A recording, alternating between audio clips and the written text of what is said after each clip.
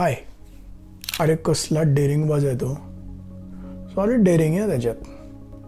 असं कधी तुम्ही कोणाबद्दल बोललायत, कोणी तुमच्याबद्दल बोललंय? कधी आठवतंय का असं काही ऐकल्याचं किंवा बोलल्याचं? डेअरिंग असणं, डेअरिंग करणं, ॲडव्हेंचरस असणं, धाडसी असणं, हे शब्द आता आपल्याला माहिती आहेत, पण आपण त्याबद्दल काही विचार करतो का? माणसानी धाडसी असावं का? माणसाच्या आयुष्यात ॲडव्हेंचर असावं का? हा असा विचार कधी केला आहेत का तुम्ही? मी स्वतःला धाडसी समजतो. तुम्ही काय समजता स्वतःला?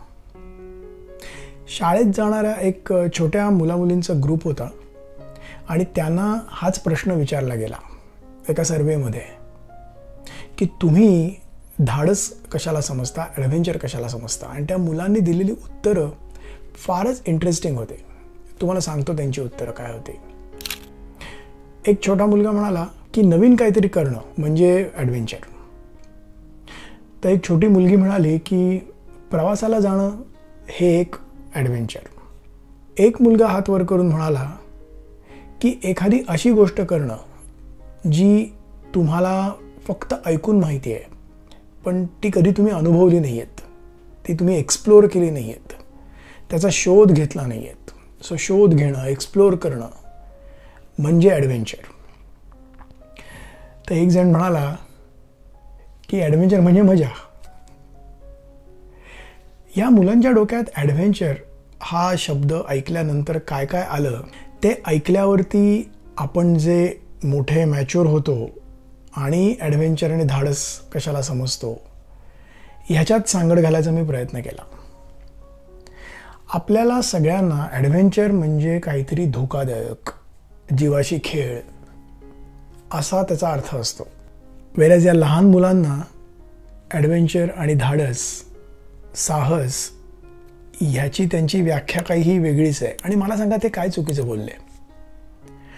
कुठेतरी त्यांच्या ह्या बोलण्यामध्ये जीवाशी खेळ, जीवावरती बेतणं किंवा फार काहीतरी जाऊन जगावेगळं करणं असं कुठेतरी काहीतरी होतं का? अहो, साधं नोकरीचा पहिला दिवस, शाळेचा पहिला दिवस धाडस असतं. पहिला विमान प्रवास धाडस असतं.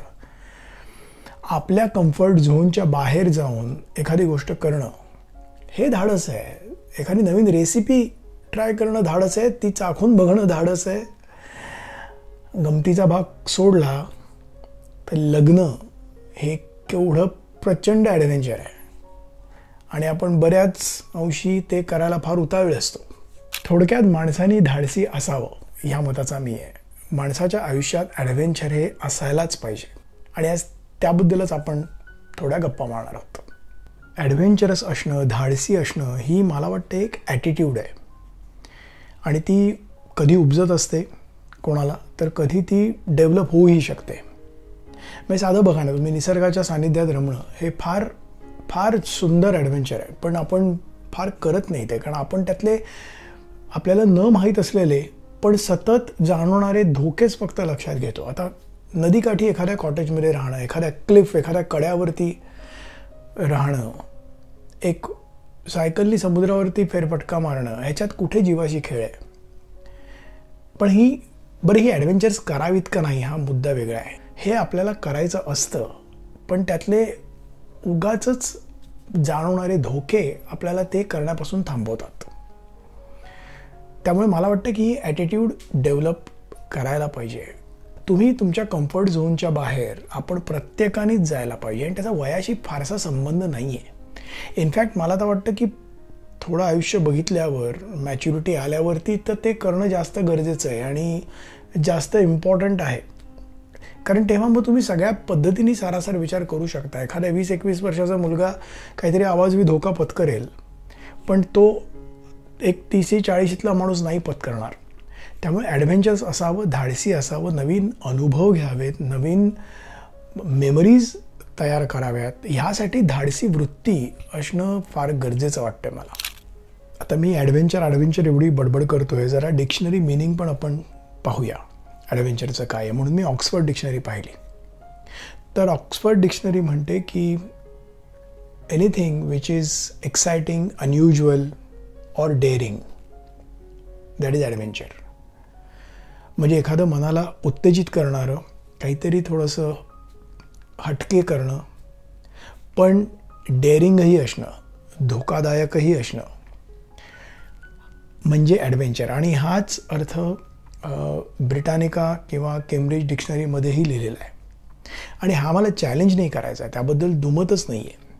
पण आपण जीवाशी खेळ, धोका ह्या शब्दांना सोडून काही ज्या गोष्टी आहेत त्याबद्दल आपण बोलतोय, त्यांना आपण आत्ता ॲडव्हेंचर म्हणतोय. ॲडव्हेंचर का करावं माहिती आहे का, धाडस का करावं? एक तर त्यातनं तुम्हाला, आपल्याला सगळ्यांनाच काहीतरी नवीन शिकायची संधी मिळू शकते. एखादं ॲडव्हेंचर तुम्ही केलं, सक्सेसफुली जर का ते पार पाडलं, तर तुमचा आत्मविश्वास प्रचंड वाढू शकतो आणि त्याचा तुम्हाला आयुष्यात फरक पडू शकतो. सो एखादं ॲडव्हेंचर म्हणजे फक्त तिकडे तुम्ही त्या मेमरीज तयार करताय, अर्थात त्या फारच महत्त्वाच्या आहेत, आपण मेमरीज आयुष्यभर तयार करत राहायला पाहिजेत. पण तुमचा आत्मविश्वास जर का वाढण्यासाठी त्याची मदत होते आहे, तर डेफिनेटली ते करणं गरजेचं वाटतंय मला. दुसरं माझं असं मत आहे की एखादं धाडस तुम्ही करायचं जर का ठरवलं, तर ते असं उठलो पटकन आणि केलं असं ते होत नाही. त्यासाठी तुम्हाला तयारी करायला लागेल, रिसर्च करायला लागेल, एखाद वेळेस काही नवीन स्किल डेव्हलप करायला लागेल, काही तयारी करायला लागेल, शारीरिक, मानसिक. हे सगळं ना लर्निंग आहे आणि त्याचा आयुष्यात पदोपदी आपल्याला उपयोग होईल. जर का आपण ते धाडस काही करायचं ठरवलंच नाही, कधी त्या मार्गावर कधी गेलोच नाही, तर आपण आपले असेच राहू आयुष्यात, असं मला वाटतं. त्यामुळे ॲडव्हेंचर आपल्याला बऱ्याच गोष्टी शिकवतं आणि जीवाशी न खेळता आपण ह्या सगळ्या गोष्टी शिकू शकतो. म्हणून ॲडव्हेंचर हवं असा माझा आग्रह आहे. हेलन केलर म्हणून गेले आहेत की life is either a great adventure or nothing at all. काय म्हणजे 100% पटण्यासारखं आहे. लाईफ, आयुष्य हे काही हॉलिडे पॅकेज नाही हो. आयुष्य इटसेल्फ इज वन ॲडव्हेंचर. आणि आपल्याला ते जर का यशस्वीपणे जगायचं असेल, तर आपण ॲडव्हेंचरस, धाडसी असायलाच पाहिजे आणि त्या दृष्टीनेच आयुष्य जगलं पाहिजे. त्यासाठी जाणीवपूर्वक काही ॲडव्हेंचर करायला पाहिजे, त्याचं प्लॅनिंग करायला पाहिजे, त्याचे अनुभव घ्यायला पाहिजेत, त्यातनं येणारी मजा, त्यातनं होणारं लर्निंग, हे असंच सगळं आपल्याला आयुष्यात उपयोगी पडत राहणार आहे आणि हे रिपीटेडली करत गेलं पाहिजे, अशा मताचा मी आहे. तुम्ही हा अख्खा एपिसोड ऐकलात, तुम्हाला माझं म्हणणं पटलं आहे का? नसेल पटलं तर का नाही पटलं मला सांगा. तुम्ही जर का एखादं धाडस करायचं ठरवलं असेल, तर कुठल्या धाडसाचा तुम्ही विचार करताय ते मला कॉमेंट्समध्ये कळवा. आणि धाडस केल्यानंतर तुम्हाला त्यातनं काय काय मिळालं तेही मला नक्की कळवा. मला ते ऐकायला जरूर आवडेल. पण पुन्हा एकदा मी सांगतो, धाडस डेंजरस नसावं, जीवाशी खेळ नसावा, धोका त्याच्यात कमीत कमी असावा.